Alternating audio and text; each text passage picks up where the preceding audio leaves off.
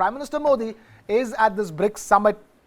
BRICS as a grouping, in fact, came about because they had similar economies at the end of the day, more than anything else. And so PM Modi at BRICS Summit talked to us how crucial is the Indian economy to BRICS as a bloc at this stage, and also how do you think it's going to impact our policy making going forward?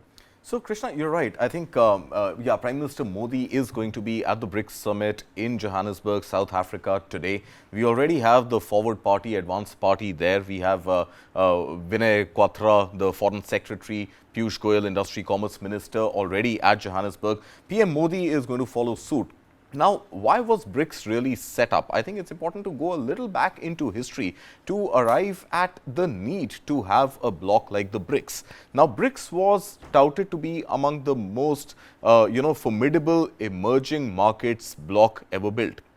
Very separate from, let's say, a SAARC or an ASEAN, where ASEAN was this conglomerate of Southeastern Asian economies, and SAARC was the South Asian region as a whole. But I think BRICS was formed primarily on the count of being participating members being the most formidable emerging economies. And look at what BRICS started off with: Brazil, Russia, India, China.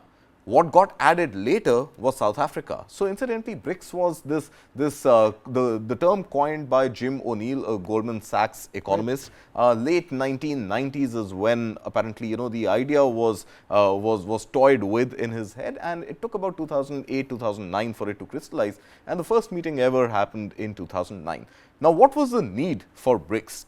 The need at that time was that there was this Western bloc, and there were these multilateral banks and agencies called World Bank and IMF, which had this agenda of being the big brothers to emerging markets and developing economies and aid them with their growth, do research papers and then reports on them. And any time that the emerging economies needed some infusion of cash, the multilateral banks like IMF and World Bank would step in and have this sort of overarching big brotherly sort of treatment. So the whole purpose of having BRICS was to have a new development bank, which incidentally got formed in China. Shanghai-based New Development Bank emerged as a counter to World Bank and IMF. And the idea really then was that this bloc is going to fend for its own needs, is going to fend for its own requirements when it comes to any sort of monetary support. Did it really serve much purpose? I'm not sure. As we are placed today, what is India's role at BRICS? I think it's very difficult to, to pin some hope on anything constructive coming out of BRICS, because you've got two players called Russia and China respectively, who are equal stakeholders. Now, let's look at some data, and I think let's put it in perspective, and that data could help us understand that BRICS, these 5 countries that BRICS is all about right now, account for about 40% of the world's population. These 5 countries have 4/10 of the world's population. But what are the global exports? Just about 20% or so. Now, what is the share of world GDP? About 1/4. Now, according to Piyush Goyal, who already spoke at Johannesburg in one of the preliminary manufacturing meets, he suggested that the contribution of BRICS to manufacturing today and the contribution of BRICS to the overall GDP of the world is almost as large as the G7 nations, which are the developed bloc, so to speak. So G7 and BRICS are sort of equitable, but look at the population. The population is 40%, but the output is pretty much that of the rest of the G7. Now, what would India want to push at BRICS, and what is the kind of countermeasures that will be deployed by the rest of the world versus what China would like to push at BRICS, and what are the countermeasures that India should deploy? I think this goes well beyond economics and goes in the realm of geopolitics. Now, China will definitely want to get some sort of trade agreements signed within the bloc to spur up its own manufacturing. Now, what is on agenda at BRICS also is the fact that that there is need for, let's say, more members to get added to BRICS. Should more members be made admissible into this union of 5 nations is something that is up for discussion. Apparently, 20 new countries have stated some sort of an interest in being part of the BRICS union. This includes countries like UAE, like Saudi Arabia, which are big on oil. Right. It also has some smaller countries which may or may not be relevant emerging markets, to look at from a global perspective. Cuba, for example, Comoros, for example, a small island nation, How many people know Comoros? Yeah, northeast of South Africa. I had to actually Google up Comoros, to be honest. I'm sure. So it's a small island nation. Cuba, what is its outside Another of small cigar island possibly, nation. what is its, and pop culture and cult culture, what is Cuba's contribution really, to world economies? Apart from cigars. That's what I said, cigars and maybe, just some cult Music culture, and music. So nothing much. So should more members be added to BRICS? I think again comes to the fundamental question of the relevance of BRICS. Is BRICS really important today? Now, India had in, I think, 2018, taken a very, very clear strategic call of not being part of RECP, the Regional Economic Cooperation Pact, which China is one of the biggest propagators of. India said, we don't want to be a regional player. We don't want to be limiting ourselves to free trade agreements and pacts within the region. And we have global ambitions, and we would not want to be governed by the pricing and the agreements and the overall cartelization of global trade and global contracts within the region only. We want to work independently as an independent emerging market and have our trade dealings with the rest of the world. So in the same context, what is the relevance of India in BRICS today?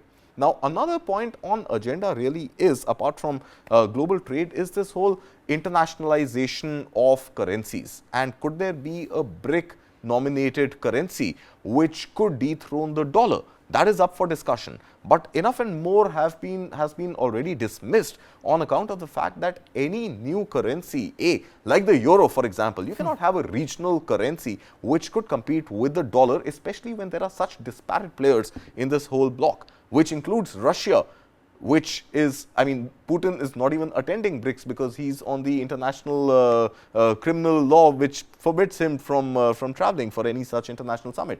So can we dream of, and should we dream of, having a currency which comprises of these 5 players with such disparate geopolitical standings and such disparate economic outlook and growth projections, and couple ourselves together? You cannot have a Russian ruble and a Chinese yuan and an Indian national rupee all combined as one currency which could compete with the dollar. In fact, economists are laughing that idea over. So I think that is going to be summarily dismissed, even if it comes up for discussion at the BRICS Summit. Now, what India should really push for, of course, is manufacturing. That is some place where we have seen when PM Modi was in the US, when PM Modi visited France. I think manufacturing and getting investments into India's manufacturing sector, opening up the PLI in areas of India's interest, from electronics to semiconductors to mining to even new PLI, likely PLI schemes in toys and leather. This is something that India should try and push for. But India cannot help but notice that one more person sitting on the BRICS table is going to be Xi Jinping, who will have a similar agenda to spur up his own economy and his country's economy. So I think there is going to be diplomacy at play. There is going to be geopolitics at play. There is going to be perhaps some semblance of trade pacts, trade agreements, trade MOUs being discussed, if not signed. But beyond that, I believe personally that BRICS today is not as relevant as it was set out to be in 2008, 2009. And over the last decade and a half or so, all these 5 economies have moved in very different directions. The growth in emerging markets has been led primarily by China, and in the last 3-4 years by India. Last 2 years, India outshining China when it comes to growth. Russia has gone completely rogue and is not a trade partner anybody wants to be seen with, colluding with. And Brazil has fallen off the radar completely. South Africa, yeah, well, I think manufacturing in Africa is something on South Africa's agenda. And if you talk about Africa, the political risk and the national risk in South Africa is much lesser than its other counterparts in the whole African region. But I think India, China, South Africa will all be vying for manufacturing. And the question really is, how much of cooperation would you want to exhibit and display in this group of 5 nations? And how much of it would just be diplomatic lip service is something that is yet to be seen. Well, we will bring all the updates on the BRICS Summit as well, and all the impact possible on Indian economy because the decisions, the discussions that went on at BRICS.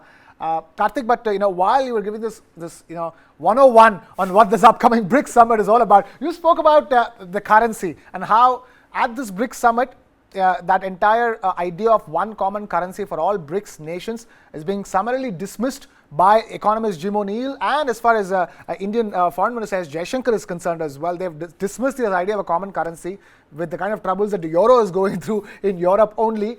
Imagine a Brexit becoming a Brixit at some point. I was in fact thinking it was called a BRIC before South Africa got added from a singular. It went to plural from BRIC to BRICS in the first place. That's right. But we don't know if there's going to be a Brexit eventually.